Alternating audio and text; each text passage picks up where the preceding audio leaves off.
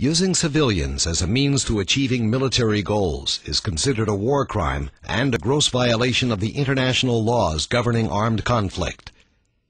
Israel sees the use of human shields not only as a violation of international and national law, but as anathema to the moral and ethical underpinnings of its own society.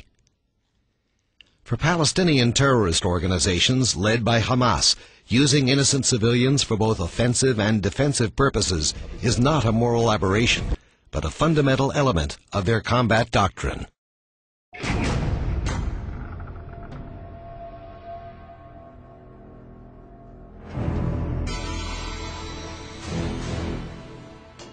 Death in the making. The casings of rockets are forged here, painted, then filled with explosives. The act of directing attacks against civilians and civilian targets contravenes the principle of distinction, perhaps the most fundamental of the laws of armed conflict. According to this principle, parties must at all times distinguish between civilians and combatants. Moreover, it is strictly prohibited to direct attacks at civilian objects or civilians not taking a direct part in hostilities. Hamas indeed distinguishes between civilians and combatants, but rather than avoiding civilians, it focuses its rocket fire at towns and cities in southern Israel with the aim of causing death, injury, and destruction, and sowing terror among Israeli civilians. In contrast, when dealing with densely populated Palestinian civilian areas, the Israel Defense Forces make great efforts to spare innocent lives, often limiting its military objectives and putting its own troops at increased risk.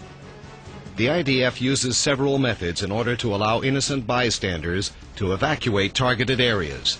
It provides advance notification by airdropping printed warnings. The IDF has established a unit which gives further notification through verbal telephone announcements made directly to local residents.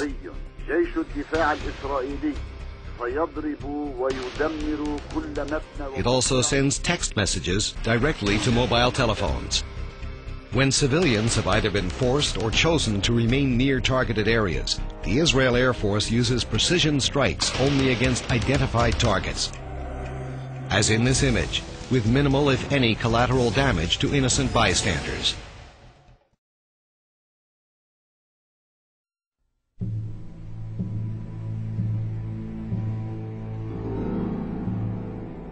Hamas makes operational use of heavily built-up, densely populated civilian areas in the Gaza Strip for the planning, organizing, and launching of rocket attacks. Moreover, Hamas makes use of civilian facilities such as universities for weapons development and systematically uses protected civilian areas such as schools, private homes, hospitals, and mosques for its industry of weapon smuggling, hiding and storage of rockets, explosives, and ammunition, as well as the illicit harboring of combatants. Here we see the entrance to a weapons smuggling tunnel situated directly under a bed in a residential home. Hamas uses the protected status of places of worship to launch rockets from a mosque in the refugee camp of Jabalia. The last image of Hamas firing from a children's school, knowing full well that the IDF normally refrains from firing within a close radius of such sensitive buildings, further demonstrates the fine web of terrorist and civilian infrastructures woven together by Hamas. These examples are expression of Hamas doctrine to integrate both infrastructures, forcing innocent civilians to serve as human deterrents against Israeli attack.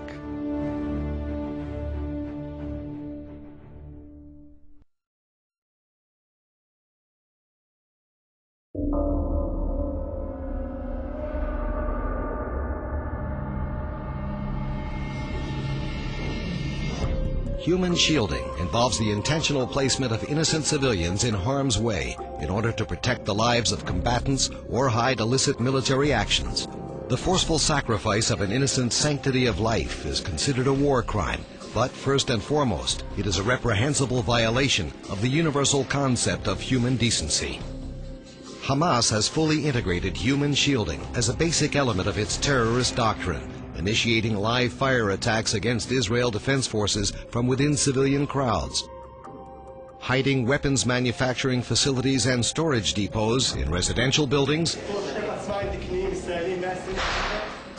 and places of worship. فتحت الجوال وإذا به يسأل أنت أبو بلال الشعبي؟ قلت نعم. فقال أنا الأمن الإسرائيلي معك 5 دقائق دخلي أنت أولادك. فقفلت الجوال على الفور واتصلت ببعض الأصدقاء فهرع الأهالي عبر مكبرات الصوت وبلأوا سطح المنزل وظلوا حتى الآن يعني مرابطون على سطح المنزل إلى أن يشاء الله سبحانه وتعالى. Civilians, including women and children, are also exploited by being placed at military targets which Hamas expects to be attacked. المواطنون وفور سماع نبأ التهديد باستهداف المنزل خرجوا من منازلهم متوجهين إلى منزل الجعابير يشكل دروعا بشرية في محاولة لمنع قصف المنزل.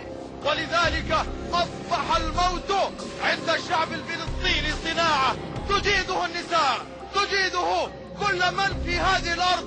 ذلك شكلوا دروعا بشرية من النساء والأطفال والشيوخ والمجاهدين، وكأنهم يقولون للعدو الصهيوني إننا نحرص على الموت كما تحرصون على الحياة.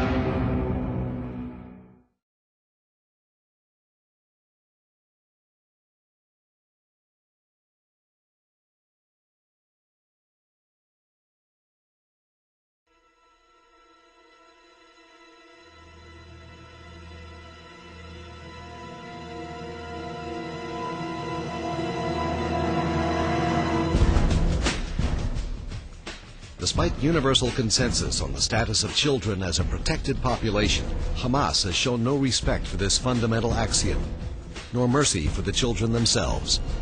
Hamas begins the process when the children's minds are still pure and unprejudiced, indoctrinating them to blind hatred of Jews and Israelis and a lust for sacrificing their lives in the name of holy jihad. التي ترعى قتلهم وتبارك تجويعهم وتدعم الاحتلال المجرم. The children are then used as human robots, remotely controlled by Hamas operators, who send them on missions for which they would not risk their own lives.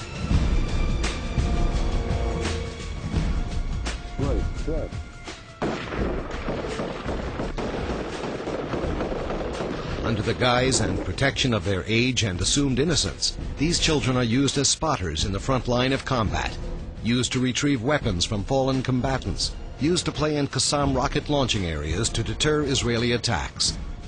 They're used to transport explosives and weapons, and most grievously, they're sent unknowingly with explosive devices in their school bags to be blown up in the vicinity of Israelis.